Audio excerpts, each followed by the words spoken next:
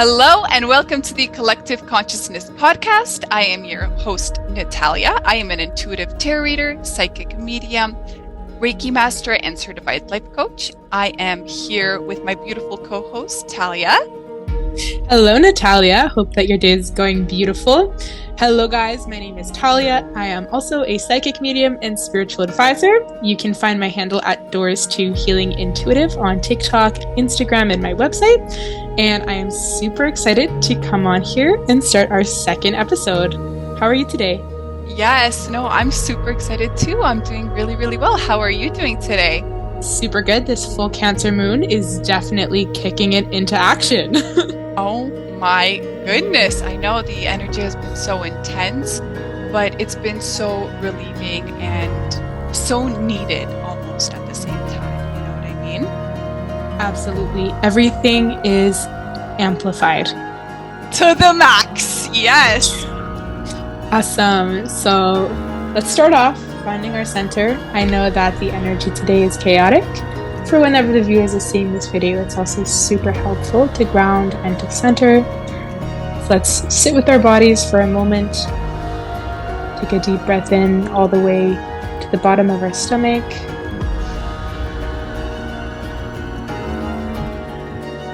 And release. All the way, taking a moment to center, to ground. And here we go. Amazing. Thank you so much for that. So I know that the last time we did our podcast, we talked about intuition and ego. And I thought it would be such a great idea just to dive into the ego topic more, just because it's such a big, huge topic on itself. And I was wondering if you would love to spill your tea on your pre-awakening ego and how that journey looked like for you. The pre-awakening ego, I love this. And I love the fact that we're getting deep into the nitty-gritty of ego because, as we know, as we mentioned in our last episode, your ego is a shapeshifter. Our egos, they love to grow and to form with us on our journey.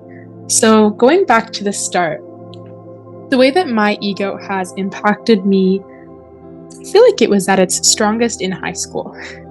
So my spiritual journey also did start in high school.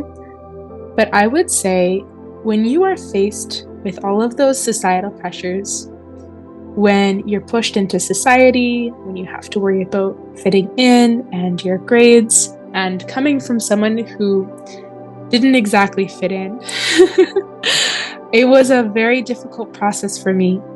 I was a little chameleon, a little shapeshifter. I loved to always mask and make sure that I was liked by everyone, that I was being enthusiastic, that I was a people pleaser. I was making sure that I was fulfilling everybody's needs and expectations of me. But by doing that, I was belittling myself at a very detrimental level. And I feel like before my ego became aggressive towards others, it became aggressive towards myself. So I'd say, Natalia, that's where it started. Very self-destructive behaviors and thought patterns of you need to look a certain way, you need to act a certain way, and taking things very personally as well, amplifying them and using it as ammo against myself, almost in a means of self-attack. Do you have a lot of experience with that? Yes. Wow. I really resonate with a lot of what you just said. And it really brought me back to, for me, I think the biggest thing was always like self-sacrificing myself in a way where I thought I needed to live my life and be liked by everyone around me, which meant to hide and put masks on and say things, do things that were almost expected of me. I grew up with a big family. There was 4 of us. I have 2 sisters and a brother. And it was always about, doing things that are going to benefit others and not so much myself. And so with that, again, I struggled with just doing things the way I was told to do them. Go to school, go to dance. Like, life is always busy, life is always on the run. Take care of your siblings. It was just always, how can I be at service for others, which kind of put me in the back burner. And because of this, it almost like made me build up my walls, and I had my guard up all the time, because I never looked at it as how I'm feeling.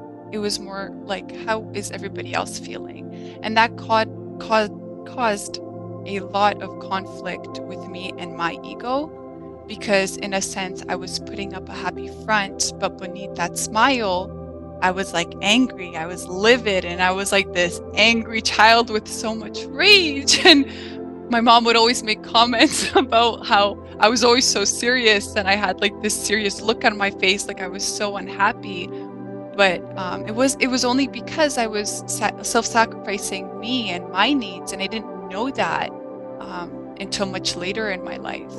But it has been quite the journey all on its own. Did you ever have anything similar like that?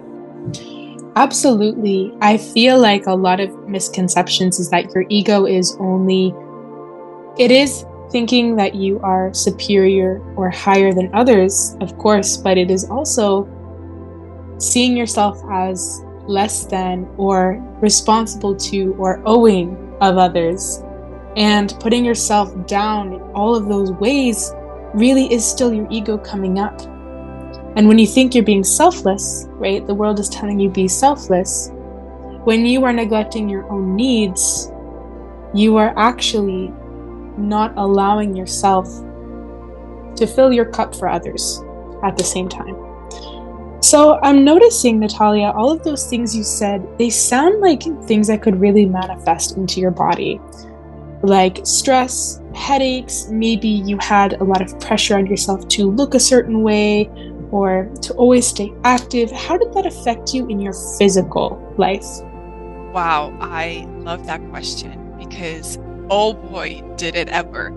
I think for me, there was a big pressure on my weight and just looking a certain way. I danced all my life.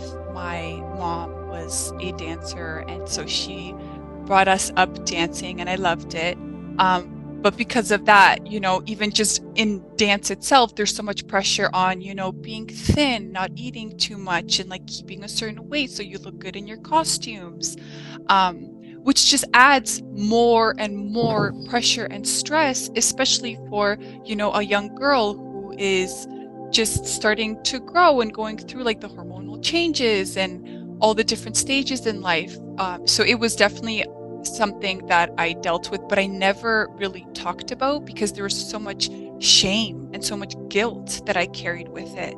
Like, no, this is not something that I should worry about, but it was something that I remember I dealt with on my own. Like, I remember like focusing, there was a moment where I really focused on how much I weighed, and I would like, this is like too much information, but I would like start searching celebrities, how much they weighed at like what age and what's the normal cue, and I didn't realize that it was like this vicious cycle within me. And it wasn't until later where I had like this epiphany, like, wow, this is not healthy. Like, I just kept, again, it goes back to looking for that external validation, always looking outside of me instead of within me, not realizing that the only validation that I needed was my own, because it's, I have everything I need within me.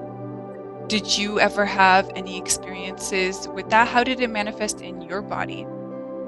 That is so brave of you to talk about, and I'm so grateful that you mentioned it, because I feel like for all genders, right, but specifically for girls, young girls and women, and in the same age category as we were,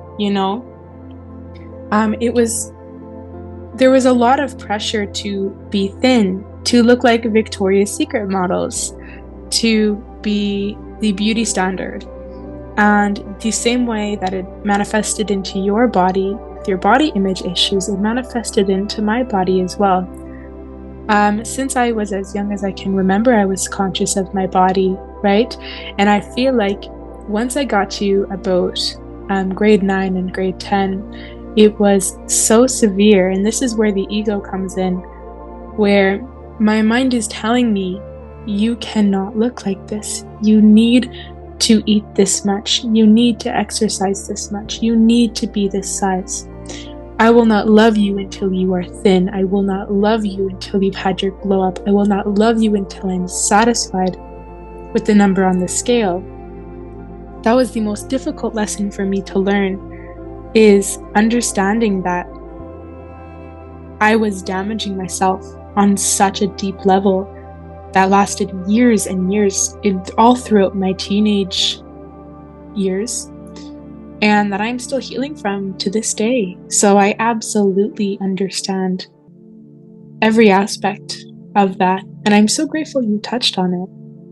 Oh, no, babe, I'm so grateful that we are able to have like the safe space and talk about it, because we don't even understand the impact that it has on us. And even talking about it today brings up so many emotions and memories. And it really comes back to this lack of trust that, we are either not conditioned or just programmed to not have within ourselves. And it's like we have this sense of not trusting ourselves in, our thoughts, in our feelings, in what we want and how we want to feel. So we look for it outside of us, not realizing that everything that we need is all within. And I think if anything, I want people to know that you are the answer that you seek, and everything that you want is within you. Did you ever struggle with trusting yourself and just having a lack of trust within you? Absolutely. Absolutely, I did. Um, I feel like I struggled to trust my authenticity. I struggled to trust that the truest parts about me and the realest parts about me were liked by society and would be accepted by society. I was terrified because I have trust issues that were built with, are they really my friends? Or is there an aspect about this connection that is not authentic? Or am I pretending to be a specific person in order to fit in with a group of individuals, and then finding myself in a position where they do not know who I truly am, right? And this goes for every single person, I feel like, who has navigated this. And it is so normal, right? Because how can you trust your surroundings and trust yourself when you're not being true to who you are, if that makes sense? I know that for me personally, I loved to use aesthetics as an excuse in high school, right? What aesthetic was fitting in, right? And how would I be deemed as cool, right? And I found every time, whatever I was navigating at that time within my mental health or within my journeys, it would manifest into my aesthetics and into my friends. And I was like a chameleon. And I don't think that was fair to me. And I don't think it was fair to anyone that I had relationships with as well. Do you have an experience with that as well? Oh my gosh, babe. Thank you. Thank you so much for sharing your story on that, because yes, do I ever. I think again it goes back to, having these masks and, you know, being afraid to really deal with all that internal pain or that internal struggle with like self-identity and lack of trust. I grew up with very severe like avoidant attachment style. I just ran away from everything and everyone, including myself. I ran away from being true to myself and living in authenticity in however that might have looked like for me at the time. Having said that, I hold this great big sense of gratitude for that part of me, for every part of my journey, because it's like peeling an onion, every year, every moment was just like one layer at a time. I was peeling myself, getting to know who I am, getting to know what I like, what I like to do, what I like to talk about, how do I feel about myself? Do I even care about my body weight? Like, no, I don't. I really don't. I love myself just the way I am, you know? And it wasn't until like my awakening where it just dawned on me. And it was like, yes, of course you go through like the shadow period of it, and like you deal with like the intense emotions and everything that comes along with it. But then you come to this place of just being like, wow, these were beautiful chapters in my life, and I love them. And now I look back to the younger version of me, and I hold nothing but such respect and gratitude to her. What was your initial awakening, your spiritual awakening? I know that, there's the initial becoming aware that you are a spiritual being living a human experience, but there's so much more to the event itself of the awakening, right? What triggered it for you, or what did you realize, or what life event happened that caused it to happen, and what effects did it lay on you? Beautiful question. The simple answer is me. Everything around me just started feeling different. It's like I had put on glasses and I was seeing things from a different lens. It really became it became an issue so vivid, so apparent in my life, where I was in a point where I didn't know who I was as a person. I didn't know I struggled with my self-identity. I struggled with, what am I doing? What is my purpose here? Why am I feeling this way? You see, I'm a seeker of truth. So whenever something feels off, whenever it just doesn't feel like it fits for me, I go out of my way to find the answer. I don't care if I'm in a relationship, I don't care where I am in life, I need to seek the truth. And that's what kind of triggered my spiritual awakening. It was me. It was the signs that I was getting. It was what my body was telling me. This uncomfortable feeling, this feeling like no matter what it is that I'm doing, it's just not it. It's just not it. And it just opened my eyes up to this new level of awareness. How did it look like for you, Tal? Beautiful. I feel like you described it so well. For me personally, it went from me living an entire year straight from my ego and being spiritual at the same time, and using crystals, using incense, using my clothes, my fashion as kind of like a cover up. And it wasn't until the summer before I went to college, as I said in our last episode, where I went through exactly what you just said. Things were different. I started to become aware of the fact that we have spirit guides. I started to be very receptive to the messages and signs and synchronicities, and I was so excited by them. And it got to a point where I was like, okay, there's more to this than just angel numbers and spirit guides and crystals. There is something seriously wrong right now within my life. And I feel like that was the initial split of understanding ego versus higher self. Your higher self being the spiritual being you are, your soul, and your ego being your personality, your persona, your humanness on this earth.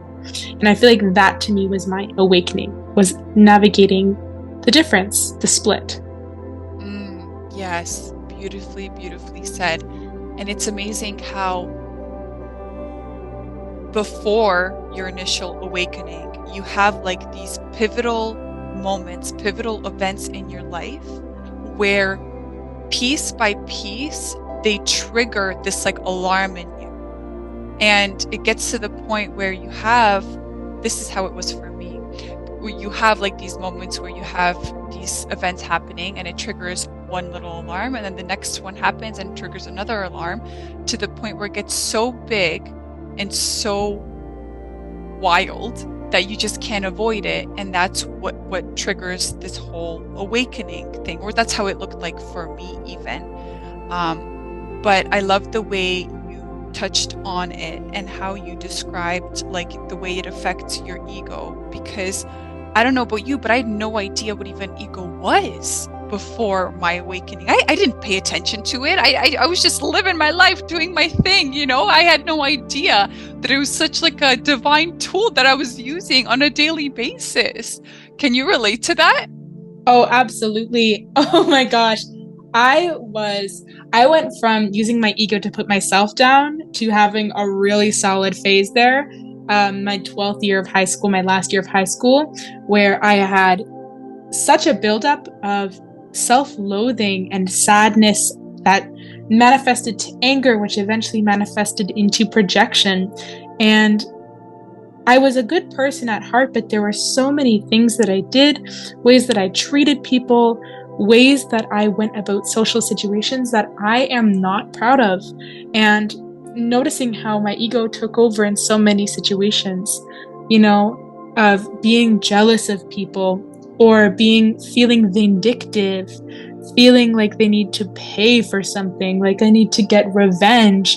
Very toxic traits that kind of came up that all stem from lack of self-love and lack of self-trust. And it took a long time for me to kind of get out of that and come into this energy of understanding that that was happening, which leads to shadow work, which leads to this whole journey, which seems to be never ending. Yes. Wow. I absolutely love what you just said and everything that you touched on because I'm sure all our listeners can relate to it on such a deeper level. Talia, I can't thank you enough for your time and your energy and your ability for us to even discuss and open up about our inner child. I know for a fact your inner child is looking at you and she's so proud of you, like I'm so proud of you. And I can't wait to touch on ego in our next episode and get into more depth of it because there's so many beautiful, beautiful layers. Having said that, thank you so much for everybody listening today. My name is Natalia. I'm from at Safe Space with Natalia. You can find me on Instagram and on TikTok. And thank you so much for your beautiful time today. And I'll leave it now to you, Talia. Thank you so much, Natalia. Today has been beautiful. It has been healing. It has been profound.